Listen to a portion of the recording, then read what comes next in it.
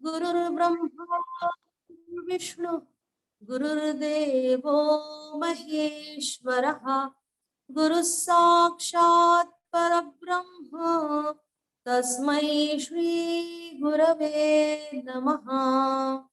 ओम पार्थाय प्रतिबोधिता भगवता नारायणेन स्वयं व्यासेन ग्रथितां पुराणमुनिना मध्ये महाभारतम् अद्वैतामृतवर्षिणीं भगवतीम् अष्टादशाध्यायिनीम् अम्ब त्वाम् अनुसन्दधामि भगवद्गीते भवद्वेषिणीम्। नमोऽस्तु ते व्यास विशाल बुद्धे लारविन्दायतपत्रनेत्र येन त्वया भारत तैलपूर्णः प्रज्वालितो ज्ञानमयः प्रदीपः। सर्वांना सादर जय श्री कृष्ण। दुसरा अध्याय सुरू आहे आपला आणि दुसऱ्या अध्यायातले अत्यंत सुंदर असे महत्वपूर्ण 2 श्लोक, ज्या श्लोकांद्वारे कर्मयोग सांगितला आहे, त्या कर्मयोगाचे बीज सांगणारे हे 2 श्लोक म्हणजे 47 आणि 48वा श्लोक। त्यापैकी 47व्या श्लोकाची आपण थोडक्यात सुरुवात केलेली होती, पण पुन्हा एकदा त्यातले जे 4 चरण आहेत त्यापैकी पहिलं चरण आपलं झालेलं होतं, तरी पुन्हा एकदा आपण त्या चरणाचा पुन्हा अभ्यास करूया। चांगल्या गोष्टी वारंवार ऐकल्याने म्हटल्याने त्यांच्या सहवासात राहिल्याने नुकसान कधीच होत नाही, त्यामुळे आपण पुन्हा एकदा पहिलं चरण घेऊया आणि त्यानंतर मग पुढे जाऊया। 47वा श्लोक। कर्मण्येवाधिकारस्ते मा फलेषु कदाचन मा कर्मफल हेतुर्भुर्मा ते संगोऽस्त्व कर्मणि। कर्मणि एव अधिकारः अस्ति ते मा फलेषु कदाचन मा कर्मफल हेतुः मा ते संगः अस्तु अकर्मणि। कर्मणि एव ते अधिकारः, कर्मातच तुझा अधिकार आहे। फलेषु मा कदाचन मा, फळावर तुझा अधिकार कधीच नाही। कर्मफल हेतुः मा भूः, कर्मफळाचा हेतू स्वरूप तू होऊ नकोस। मा म्हणजे नाही, होऊ नकोस। ते अकर्मणी संगः मा असतु, आणि तुझ्या कर्म न करण्याच्या प्रवृत्तीशी अकर्माशी संग नसावा। आता या श्लोकापासून महत्वाचं विवेचन जे सुरू झालं आहे ते कर्मण्येवाधिकार असते, यातून कर्मयोगाचा जो बीज मंत्र आहे तो सांगितला गेलेला आहे। या श्लोकाचे जेव्हा आपण 4 भाग करतो तेव्हा कर्मयोगासाठी आवश्यक अशी मनोधारणा काय असावी, ती कशी असली पाहिजे याचं विवेचन इथे आपल्याला घडतं। यातल्या प्रत्येक विभागाला एक स्वतंत्र व्यक्तिमत्व आहे आणि ते अत्यंत सुंदर असं आहे। पहिलं बघूया, कर्मणी एव अधिकारः ते, तुझा अधिकार कर्मावरच आहे। आता या ठिकाणी जेव्हा तुझा अधिकार कर्मावर आहे असं म्हटलेलं आहे, त्याचा अर्थ, पहिला अर्थ कर्म करण्याचा तुला हक्क आहे, आणि दुसरा असं की कर्म करता करता ते अधिक सहजतेने आणि उत्कृष्टतेने करण्याचा तुला अधिकार आहे। आता इथे तर खरं पहिल्या उद्देशानेच म्हटलेलं आहे, पण गीतेमध्ये पुढे असा सिद्धांत मांडला आहे की कोणीही कोणतंही कर्म केल्याशिवाय कधी राहू शकत नाही। कर्म हा जगण्याचा एक अविभाज्य अंग आहे। काहीही न करता राहणं म्हणजे नुसतं श्वास घेत राहणं हे देखील एक कर्मच आहे। पण एखाद्या निरोगी माणसाला जेव्हा आपण म्हणतो की तुला श्वास घेण्याचा अधिकार आहे, त्याचा अर्थ असा होत नाही की तो अधिकार, त्याला काही विशिष्ट अधिकार प्राप्त झालाय, तो तर आपोआपच होत असतं। मग इथे अधिकार कशाचा याविषयी आपण विवेचन बघितलं होतं की श्वास घेण्याचा अधिकार असणं असं म्हणण्यात काय अर्थ नाही, पण श्वास नियंत्रित करण्याचा तुला अधिकार आहे, ही महत्वाची गोष्ट आहे। एखाद्या विशिष्ट उद्देशाने जेव्हा ते कर्म करण्याचा किंवा त्या कर्माचा एखादा उद्देश ठरवण्याचा आणि त्या दिशेने सतत प्रयत्न करण्याचा तुला अधिकार आहे। कर्माची दिशा, कर्माचा वेग किती असावा, म्हणजे किती स्पीडने ते कर्म करावं, आणि कर्माची पद्धत काय असावी हे ठरवण्याचा तुला अधिकार आहे। केवळ कर्म करणं हे माझ्या हातात आहे असं नाही, तर त्या ध्येयाच्या पूर्तीकडे जाण्याच्या प्रतीने कर्म करणे त्याचा अधिकार मला आहे। कोणतं कर्म करायचं, कोणत्या लेवलवर, कोणत्या पातळीवर ते कर्म करायचं, हे सगळं ठरवण्याचा अधिकार मला आहे. विशिष्ट परिस्थितीत जास्तीत जास्त चांगल्या पद्धतीने कर्म कसं करता येईल हे ठरवण्याचा मला अधिकार आहे. अशा प्रकारे अधिकार या शब्दाचं इथे अपेक्षित आहे. या ठिकाणी आपण एक उदाहरण बघितलं होतं, स्वातंत्र्यवीर सावरकरांचं उदाहरण सांगितलं होतं, लोकमान्य टिळकांचं उदाहरण सांगितलं होतं, की त्या उदाहरणातून सांगितलं होतं की स्वातंत्र्यवीर सावरकर जेव्हा अंदमानच्या तुरुंगात होते तेव्हा त्यांना जी शिक्षा झाली ती म्हणजे एखाद्या निर्बुद्ध व्यक्तीला करण्यासारखं कार्य त्यांच्या हातात होतं. मग अशा वेळी त्यांनी विचार केला की मी जे काही करतो आहे हे करत असताना माझं शरीर त्या कार्यासाठी जुंपून आहे, पण माझं मन, माझं चित्त तर मोकळं आहे. मग माझ्या चित्ताला जर मी वेगळ्या दिशेने, माझ्या चित्तावर कोणी कंट्रोल करू शकत नाही. मग त्यांनी ठरवलं की आपण अशा वेळी आपण गुरु गोविंद सिंग यांचं चरित्र विचार करावा आणि लिहावं आणि ते काव्यात्मक पद्धतीने त्यांनी मांडायचा प्रयत्न केला. ते त्यांनी रचलं आणि हळूहळू अंदमानची शिक्षा पूर्ण होता होता त्यांनी ते चरित्र पूर्ण केलं. ते म्हणत गेले आणि पाठ करत गेले आणि त्यानंतर त्यांनी ते लिहून काढलं. अशा प्रकारे कर्म करण्याचा अधिकार तर आहेच आणि ते उत्कृष्टपणे करण्याचा अधिकार माणसाला असतो. असंच एक उदाहरण लोकमान्य टिळकांचं देखील सांगितलेलं आहे की त्यांनी देखील गीता रहस्य हा जो ग्रंथ लिहिला त्यावेळी ते जेलमध्ये होते आणि अशा कारावासात असलेल्या स्थितीमध्ये त्यांनी तो ग्रंथ लिहून काढला. आणि एखादी व्यक्ती जेव्हा पूर्ण स्वातंत्र्य उपभोगत असते तेव्हा त्या स्वातंत्र्यात राहून सुद्धा एखादी काव्यरचना घडेलच असं अजिबात नाही. म्हणजे परिस्थिती काही असली तरी आपण कुठल्या प्रकारचं कर्म करायचं, ते कर्म करण्याचा अधिकार जो आहे तो ज्याला असतो तोच ते कर्म चांगल्या पद्धतीने करू शकतो. इथे अधिकार याचा अर्थ योग्यता असा घेता येईल. म्हणजे तुमची जर योग्यता असेल तर ते तुम्ही कर्म अधिक उत्कृष्टपणे आणखीन चांगल्या पद्धतीने करू शकता. प्रत्येक व्यक्ती ही आपल्या प्राप्त परिस्थितीनुसार आणि तिच्या क्षमतानुसार कोणत्या स्वरूपाचं कर्म करावं तिने हे निवडण्याचा अधिकार त्या व्यक्तीला आहे. हा आपण बघितला पहिला भाग, कर्मण्येवाधिकार असते. आता पुढचं चरण बघूया, मा फलेषु कदाचन, फळावर अधिकार नाही. आता फळावर अधिकार नाही हे म्हटल्यानंतर जरा वेगळं वाटतं. योग्य दिशेने जेव्हा व्यक्ती प्रयत्न करते, सर्व क्षमता वापरून जेव्हा व्यक्ती एखाद्या विशिष्ट ध्येय किंवा विशिष्ट काळामध्ये मी हे गोष्ट साध्य करेल असा प्रयत्न करण्याचा अधिकार मला आहे. पण ते तसं साध्य होईलच असं नाही आणि ते त्या वेळात होईलच असं नाही. मग त्याचं अमुक एक फळ मिळेलच असं नाहीये. ह्याचा हक्क मला नाही. प्रयत्न केला नाही तर उद्देश सफल होणार नाहीच. पण प्रयत्न केल्यावरही कधी कधी अमक्या वेळात ते साध्य होईलच असं सांगता येत नाही. उदाहरणार्थ बघा, सकाळी 7 वाजता मी ठरवलंय की मी आज 7 वाजता एका कार्यक्रमासाठी जाईल आणि त्यासाठी मी लवकर उठून माझी विहित कर्म करून मी तयार होऊन निघाली. पण निघाल्यानंतर समजा वाटेमध्ये माझी गाडी पंक्चर झाली आणि मी माझ्या इच्छित स्थळी पोहोचू शकली नाही. तर त्याचा किंवा आणि अशा वेळी मला दुसरं एखादं वाहनही उपलब्ध झालं नाही की जेणेकरून मी जाऊ शकेल. म्हणजे मी माझा प्रयत्न पूर्ण केला पण मी उद्देशापर्यंत पोहोचले नाही. पण याचा अर्थ असं नाही की मी प्रयत्नच करू नये. प्रयत्न करणे माझ्या हातात आहे.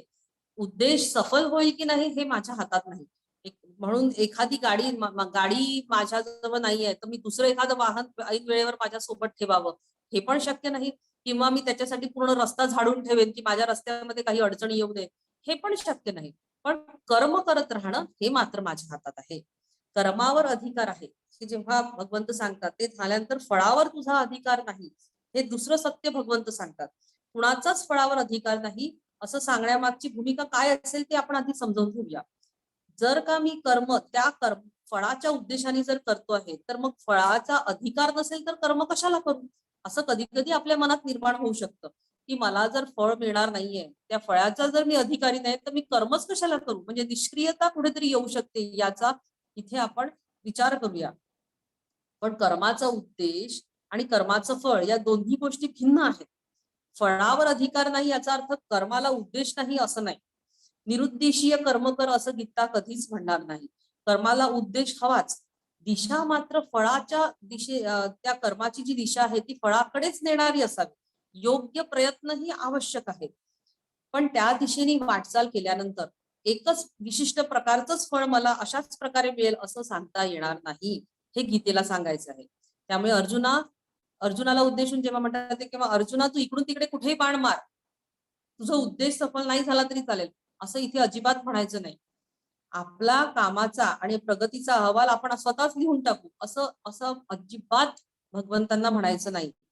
असं निरुद्देशीय कर्म कर असं म्हणत नाहीत. विजय मिळवण्यासाठीच तू युद्ध कर, तुझा जो हेतू आहे तो असलाच पाहिजे, तुझा उद्देश असलाच पाहिजे, त्या दृष्टीने तू कर्म कर. पण त्याच वेळी तू फक्त कर्मावर अधिकार ठेव, फळावर तुझा अधिकार नाही. ही वस्तुस्थिती इथे भगवंत स्पष्टपणे सांगत आहे. फळावर अधिकार नाही हे शास्त्रीय सत्य आहे. आणि ते कसं ते बघूया. फळाच्या दिशेने कर्म करत राहणं इथपर्यंत कर्त्याचा अधिकार पोहोचतो, पण त्या कर्माचं फळ अमुकच एका वेळामध्ये मिळेल, आणि असंच मिळेल असं सांगता येत नाही. कारण कर्मामध्ये असंख्य विविध प्रेरणा असतात. त्यापैकी काही ज्ञात असतात, काही अज्ञात, ज्यांना आपण नोन आणि अननोन म्हणतो, अशा असतात. साधं अगदी व्यवहारातलं जर उदाहरण पाहिलं तर, एखादी व्यक्ती अंधाऱ्या जागेत आहे, तिला आजूबाजूला काहीच दिसत नाही. ती व्यक्ती एक पेटी अंधारात ढकलण्याचा प्रयत्न करत आहे.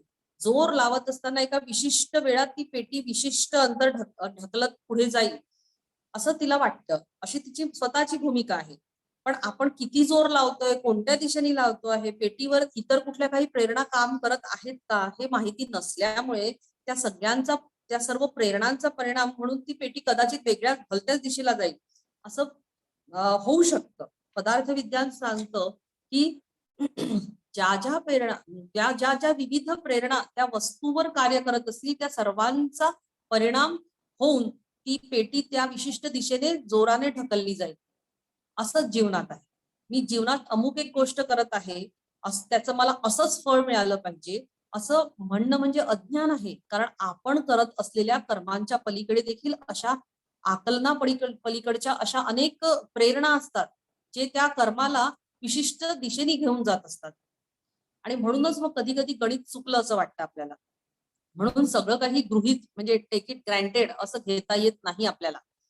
काही काही गोष्टी ज्या आहेत त्या आपण नकळतच नेहमी गृहीतच धरून घेत असतो.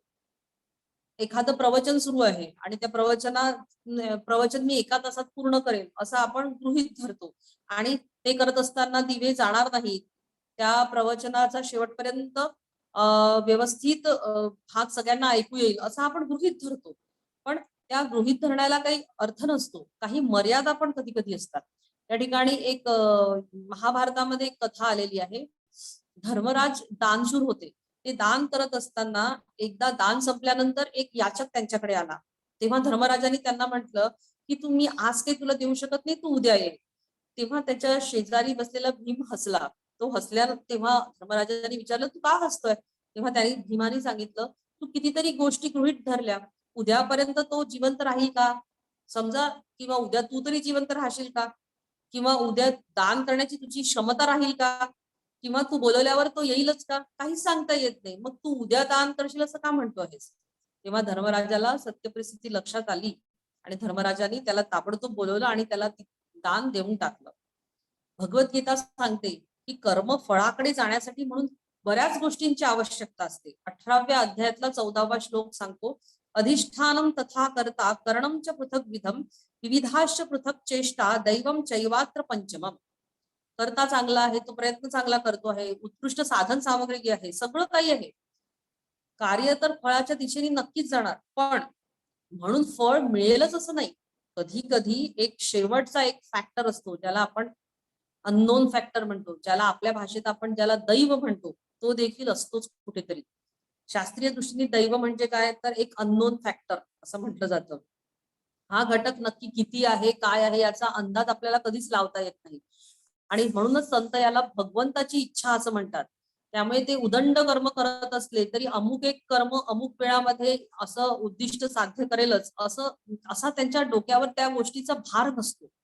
अशा प्रकारे भाररहित अंतःकरण जास्त उत्कृष्टपणे काम करू शकतं.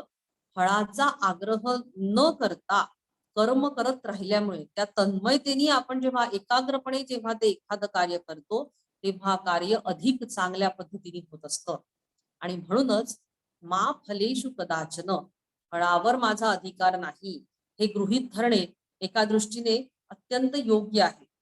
कर्म अधिक आणि त्यामुळे कर्म अधिक मोकळेपणाने केलं जातं आणि अधिक उत्कृष्ट देखील होत असतं. आता तिसरं आपण बघूया चरण, मा कर्म फल हेतु कर्मफळाचा हेतू होऊ नकोस. आता इथं विवेचनकार म्हणतात की कर्माच्या फळाचा हेतू मनात ठेवून तू कर्म करू नकोस. आणि त्यावर जे आक्षेप घेणारे लोक आहेत ते म्हणतात की कर्मफळाचा हेतू मनात न ठेवता कर्म कस का करावे. मग विवेचनकार म्हणतात काम उत्कृष्ट करा, त्याच्यातून किती पैसा मिळणार आहे याचा विचार करू नका.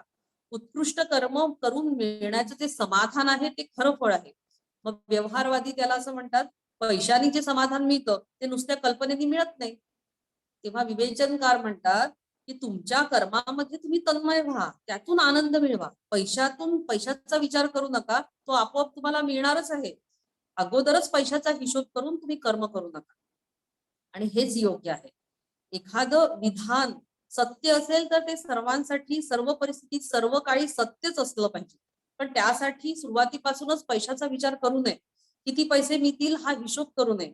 सर्वसाधारणपणे बरोबर वाटत असेल तर ते कार्य करत राहावं.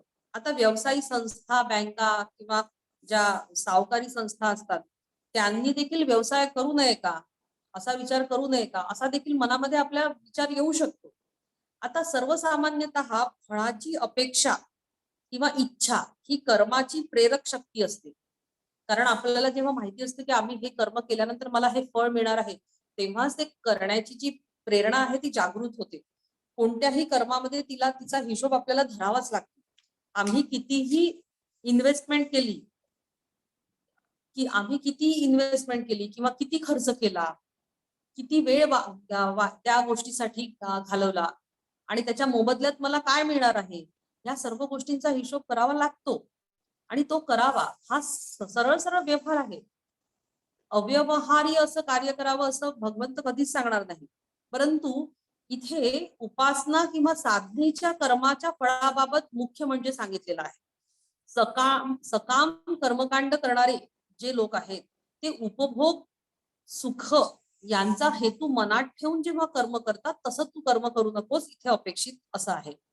या श्लोकामध्ये अशा प्रकारचाच अर्थ इथे अपेक्षित आहे. आता कर्माचं फळ म्हणजे काय, कर्माचं जे फळ असतो त्याचा जो हेतू आहे तू होऊन राहू नकोस असं भगवंत जे म्हणतात त्याचा अर्थ काय.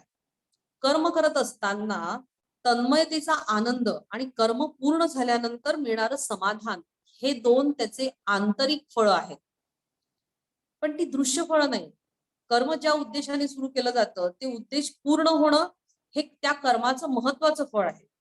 म्हणजेच बघा एक उदाहरण बघा की एखादा इंजिनियर एखादी इमारत बांधतोय, तो इमारत त्याने ती बांधून पूर्ण केली तर त्याचे प्रयत्न ज्या दिशेने होते ते आणि त्याचा जो कर्माचा जो उद्देश होता तो साध्य झाला, तो त्याला समोर दिसतो. म्हणजे त्याला दिसणारं जे फळ आहे ते दृश्य फळ आहे. आणि त्यानंतर अजून एक दृश्य फळ असं जे आहे ते म्हणजे त्या इंजिनियरला त्यांनी जी इमारत बांधली त्याला त्या करारानुसार पैसे देखील मिळतात. पैसे त्याला बिल्डिंग बांधत असताना हळूहळू मिळत जातात. म्हणजे आर्थिक करारानुसार त्याला जे पैसे मिळतात हे त्याचं दृश्य ऐहिक फळ आहे. हे कर्म करण्यापूर्वी या सर्व गोष्टींचा विचार करावाच लागतो. त्यानुसारच सगळा करार झालेला असतो. या फळाचा अगोदर विचार करू नको असं जर म्हटलं तर ते योग्य नाही आणि भगवंत असं इथे सांगत पण नाही. या सगळ्या फळानंतर ज्या आर्थिक लाभातून इंजिनियर जी विविध सुख विकत घेणार आहे आणि त्यातून विविध कामना त्या पूर्ण होणार आहेत, त्याच्यात त्या वृत्ती त्याच्या मनात जागृत असतात.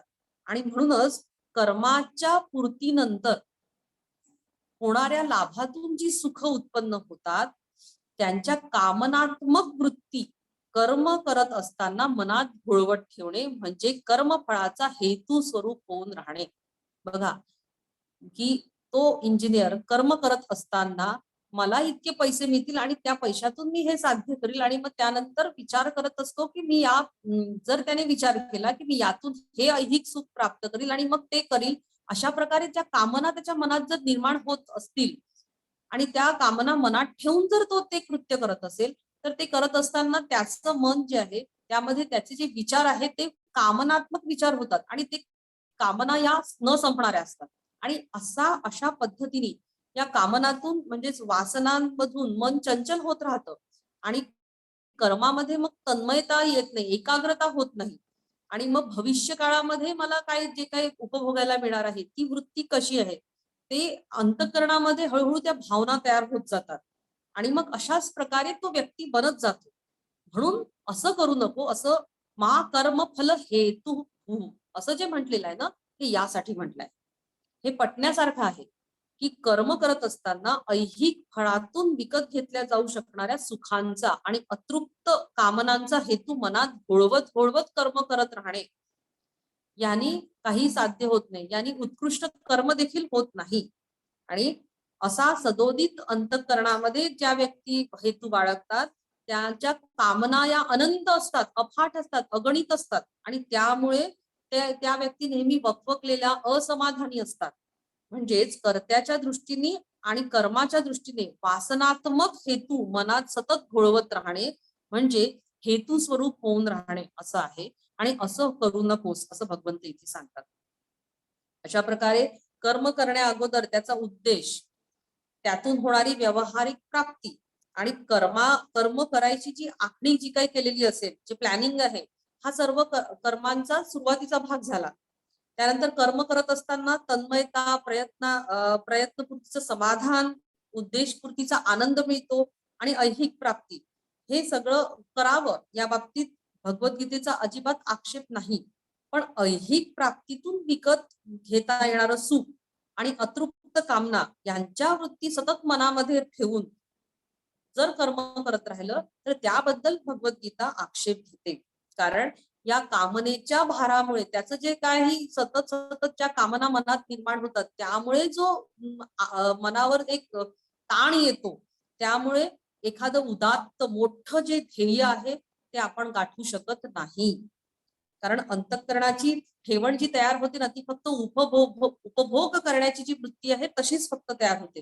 म्हणून मा कर्म फल हेतू असं सांगत असताना अंतःकरणामध्ये असलेला जो रजोगुण आहे, रजोगुण काय करतो आपल्याला आपल्याला माहिती आहे, रजोगुण हा आपल्याला क्रियाशील बनवतो.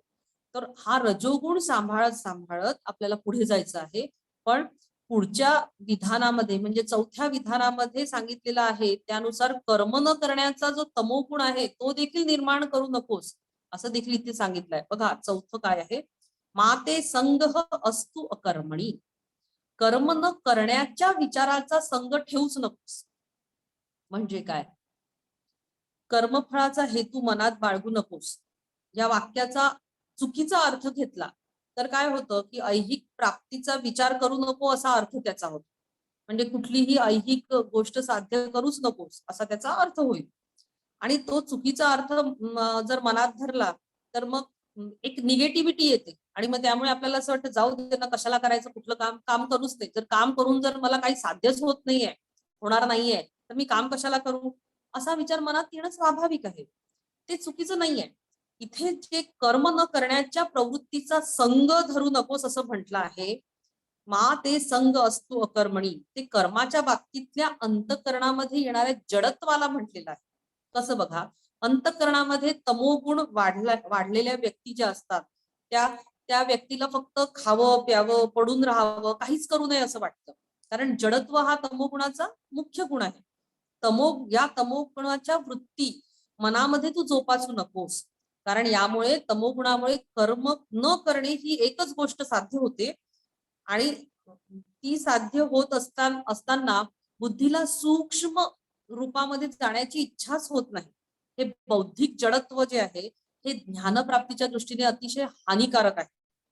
म्हणून कर्म सतत करत राहणे आवश्यक आहे आणि ते सात्विक रजोगुणाने झालं पाहिजे. सात्विकता आणि रजोगुण, सात्विक गुण हा ज्ञानाकडे नेणारा आहे आणि रजोगुण आहे हा क्रियाशीलतेकडे नेणार आहे. तर असं कर्म जे सात्विकतेकडे घेऊन जाणार आहे असं कर्म करणं आवश्यक आहे. एक सात्विक उद्दिष्ट मनात असावं आणि त्याला पूरक अशी कर्मवृत्ती असली पाहिजे. म्हणजेच सत्वाच्या आधारित जेव्हा आपण रजोगुण जेव्हा आधारलेला असतो ना तेव्हा ते कार्य उत्कृष्ट होतं. आणि तसं नसेल तर तमोगुणाधिष्ठित जर वृत्ती राहिली तर आपल्याला कधीही ज्ञान प्राप्ती होऊ शकत नाही. हा श्लोक उपासना कर्म फळाबद्दल निष्कामता व्यक्त करतो. आणखी एक महत्वाची गोष्ट इथे आपण लक्षात घ्यावी की केवळ ऐहिक कर्तव्यपूर्तीसाठी गीता मार्गदर्शन करत नाही. त्यासाठी स्मृती ग्रंथ वगैरे आहेत. गीता हा अध्यात्मपर ग्रंथ आहे. त्यामुळे गीतेमध्ये कर्मयोगाचा उद्देश हा ईश्वर प्राप्तीच आहे.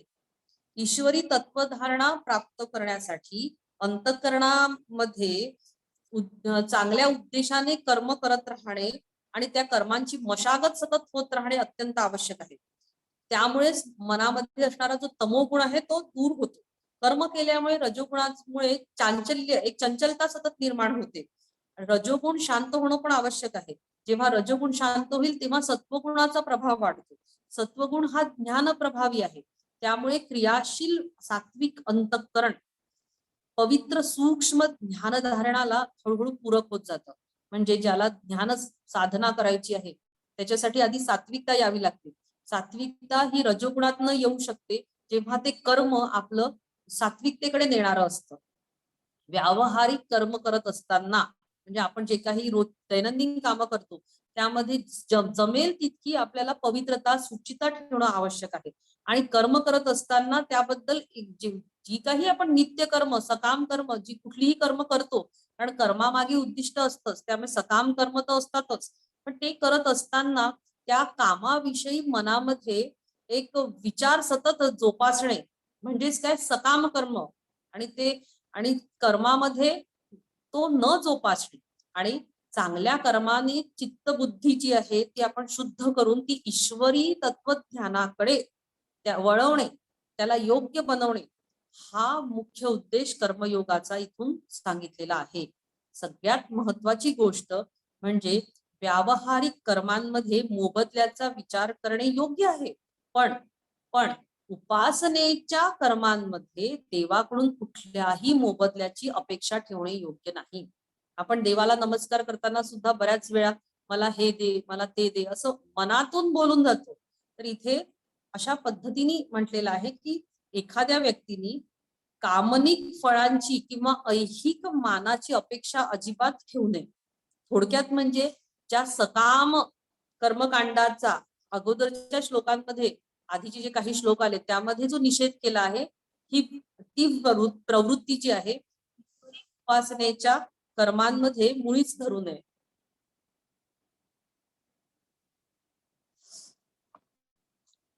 त्यामुळे कर्म मग निष्काम कर्म होतं. कोणत्याही ऐहिक फळाची अपेक्षा न करता कर्म व्हावं असा या श्लोकाचा मुख्य उद्देश आहे आणि तोच त्याचा मुख्य संदेश आहे. आता या श्लोकामधनं अनेक छोट्या छोट्या सूक्ष्म धारणा निर्माण होतात.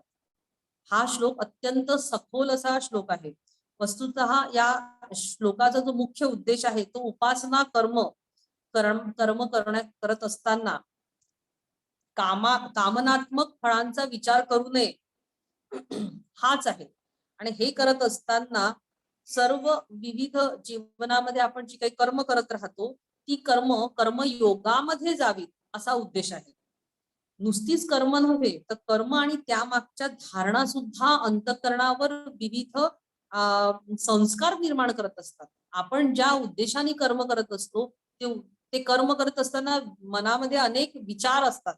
त्या विचारांमधून हळूहळू आपल्या मनावर संस्कार निर्माण होतात आणि त्या संस्कारातून ते कर्म घडत जातं. आणि म्हणूनच जे आपण कर्म करतो ते करत असताना मनामध्ये येणारे विचार जर शुद्ध किंवा सात्विक वृत्तीचे राहिले तर त्याचा निश्चितपणे परिणाम जो आहे तो चांगला होतो. ज्ञानेश्वरीमध्ये देखील यावर बरंच विवेचन केलेलं आहे. आपण तिथे जाणार नाही जास्त. यानंतरचा जो श्लोक आहे पुढचा श्लोक तो देखील तेवढाच महत्वाचा आहे. आणि या दोन श्लोकांनी मिळूनच कर्मयोग सांगितलेला आहे. अत्यंत महत्वाचे शब्द आलेले आहेत 48व्या श्लोकामध्ये. योगस्थ कुरु कर्माणि संगं त्यक्त्वा धनंजय सिद्ध्य सिद्ध्यो समो भूत्वा समत्वं योग उच्यते. योगाची व्याख्या अत्यंत सुंदर पद्धतीने इथे केलेली आहे. हे धनंजय म्हणजे हे धनंजया संगम त्यक्त्वा, संग संग म्हणजे आसक्ती, संग एखाद्याचा संग असणे, एखाद्या गोष्टीचा असो किंवा एखाद्या व्यक्तीचा संग, ती आसक्ती त्यक्त्वा म्हणजे सोडून, आसक्तीला सोडून, सिद्ध्य सिद्ध्यो समः भूत्वा, सिद्ध सिद्ध्यो म्हणजे आपण जे काही उद्दिष्ट करतो त्याप्रमाणे कर्म पूर्ण होणे किंवा पूर्ण न होणे याबाबत अंतःकरण कसं असावं त्याची समज अवस्था असावी अशी ठेवून योगस्थ कर्माणि कुरु, योगयुक्त होऊन कर्म कर, समत्वम योग उच्यते, समत्वाला या समत्वालाच योग असं म्हणतात. वेद आणि उपनिषद पुन्हा एकदा या श्लोकाचा समग्र अर्थ सांगते. हे धनंजया, आसक्तीला सोडून उद्दिष्टांनुसार कर्म पूर्ण होणे किंवा पूर्ण न होणे याबाबत म्हणजेच यश किंवा अपयशात अंतःकरणाची जी समस्थिती आहे म्हणजे स्थिरता ती ठेवून योगयुक्त होऊन कर्म कर, समत्वालाच योग असे म्हणतात. अत्यंत सुंदर अशी ही व्याख्या आहे. समत्वम योग उच्यते आणि त्यासाठी महत्वाचा शब्द सांगितलाय कुरु कर्माणि. बघा वेद उपनिषदांमध्ये त्यापेक्षाही भगवद्गीता जी काही वेगळी आहे हे जिथे जिथे सांगितलं जातं त्यामध्ये अत्यंत महत्वाची गोष्ट म्हणजे हीच आहे, ती म्हणजे कर्मयोग. कर्म करत असताना कुठल्या प्रकारचे मनात विचार असावे ते या श्लोकामध्ये सांगितले आहे. या श्लोकातून एक वैशिष्ट्य करण्यासाठी या श्लोकाचं जे काही एक विशिष्ट वैशिष्ट्य आहे ते समजण्यासाठी एक आपण उदाहरण बघूया. की एक अगदी छोटस उदाहरण आहे की एखादी बदाम आहे, बदाम आपण भिजत घालतो, त्या बदाम मध्ये अनेक औषधी गुणतत्व असतात पण आपण ती रात्रभर भिजत घालतो आणि मग त्यामध्ये असणारे जे गुण आहेत ते अजून वाढत जातात. रात्री बदाम भिजत घालून खावी असं म्हणतात. आता ती खावी म्हणून आपण ती रात्री भिजत घालतो इथपर्यंत बरोबर आहे, पण ते खावे हे जे कर्म आहे ते जोपर्यंत होत नाही तोपर्यंत अगोदर केलेल्या ज्या सगळ्या कृती आहेत त्यांना पूर्णता येत नाही. तुम्हाला बदामातले गुण माहिती आहेत की बदाम भिजत घातली हे मान्य आहे, पण ती जर खाल्लीच नाही तर त्याचा उद्देश सफळ होणार नाही. म्हणजे कर्म करणं आवश्यकच आहे. त्याचप्रमाणे काय करू काय काय करू काय करू नाही हे जे काही आहे हे सगळं सांगून झालेलं आहे आतापर्यंत. आणि या श्लोकामध्ये भगवंत सांगतात कर्म कर, कुरु कर्माणि असं जे सांगितलं आहे कर्म करण्याचं विधान आणि ते कसं करावं या दोन्हीच वर्णन इथे आलेलं आहे. कर्मण्येवाधिकार असते या श्लोका इतकाच योगस्थ कुरु कर्माणि हा जो दुसरा श्लोक आहे हा देखील अत्यंत महत्वाचा आहे. तो इतका प्रसिद्ध झाला नसला तरी या श्लोकाला देखील तेवढंच अनन्यसाधारण महत्व आहे. आणि ते समजून घेण्यासाठी आपल्याला यातल्या प्रत्येक शब्दाचा अर्थ समजून घ्यावा लागेल. वेळ किती आहे ते एकदा बघते. 5 मिनिट वेळ आहे. जेवढं शक्य आहे तेवढे शब्द आपण घेऊयात. पहिला शब्द आहे इथे धनंजय. आता धनंजय हा शब्द अर्जुनाला उद्देशून आहे आणि त्याला इथे उद्देशून भगवंतांनी म्हणण्यामागे एक कारण आहे की या राजसूय यज्ञामध्ये त्याने अनेक राजांचा पराभव करून अमाप असं धन मिळवलं होतं, त्यामुळे त्याला धनंजय हे नाव प्राप्त झालं. जीवनामध्ये सुद्धा मिळवण्यासारखं एक मोठं धन असतं ते म्हणजे ईश्वर प्राप्ती. ह्याला संत मीराबाई देखील म्हणतात की राम रतन धन पायो असं त्यांनी म्हटलेलं आहे. असं हे जे धन आहे हे आंतरिक धन अर्जुनाने मिळवावं आणि त्यासाठी त्याला प्रोत्साहित करायचं आहे म्हणून इथे धनंजय हा शब्द मुद्दाम वापरलेला आहे. आता धनंजय नंतर कुरु कर्माणि, कुरु कर्माणि म्हणजे कर्म कर.